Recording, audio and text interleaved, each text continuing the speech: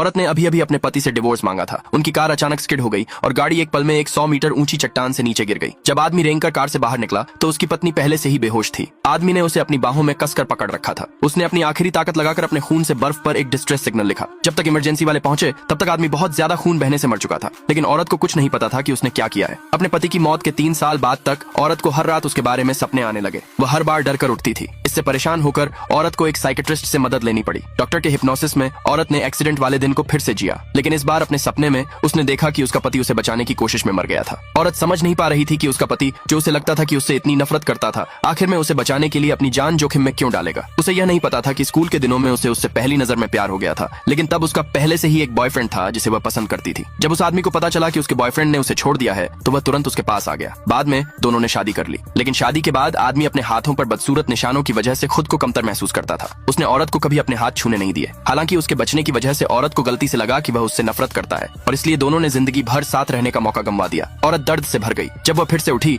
तो उसे यह देखकर झटका लगा कि वह अपने स्कूल के दिनों में वापस चली गई है। ये वही दिन था जब वह पहली बार अपने पति से मिली थी। उसी समय टीचर ने उस आदमी को एक नए ट्रांसफर स्टूडेंट के तौर पर मिलवाया और फिर औरत के बगल वाली खाली सीट की ओर इशारा किया। सभी क्लासमेट्स ने सोचा कि अमीर औरत गरीब ट्रांसफर स्टूडेंट को नीची नजर से देखेगी, लेकिन औरत ने जल्दी से अपने बगल की डेस्क खाली की और आदमी को अपने बगल में बैठने के लिए बुलाया। उसने तय किया कि इस जिंदगी में वह उसकी भरपाई करेगी। स्कूल के बाद औरत अपने अंकल की कार में बैठ गई। रास्ते में उसने देखा कि वह आदमी कस्टमर से बहस कर रहा था। पता चला कि कस्टमर ने अपने खाने के पैसे देने से मना कर दिया था और इसी वजह से उस आदमी से उसकी लड़ाई हो गई। कस्टमर ने उस आदमी पर गर्म पानी का बर्तन फेंक दिया। फिर भी आदमी जोर दे रहा था कि कस्टमर ही पैसे दे। मामला बिगड़ने के डर से कस्टमर ने पैसे नीचे फेंक दिए और जाने लगा, लेकिन अचानक वह औरत आ गई और उन पर पानी छिड़क दिया। उसने मांग की कि वे उस आदमी को जलने के लिए हट जाना दें। जब दोनों ने मना कर दिया तो औरत ने जल्दी से अपने अंकल को बुलाया। उसके अंकल की ताकत देखकर वे डर गए। उन्होंने इलाज का खर्च उस आदमी के हाथ में थमा दिया और जल्दी से भाग गए। औरत उस आदमी की चोटों को देखना चाहती थी, लेकिन वह फिर से उससे दूर हो गया। वह जाना पहचाना तरीका देखकर वह बहुत निराश हो गई। उसके जाने के बाद उस आदमी ने जल्दी से अपने जले हुए हाथों पर ठंडा पानी डाला, लेकिन औरत अचानक वापस आ गई। उसने गलती से माफी मांगते हुए कहा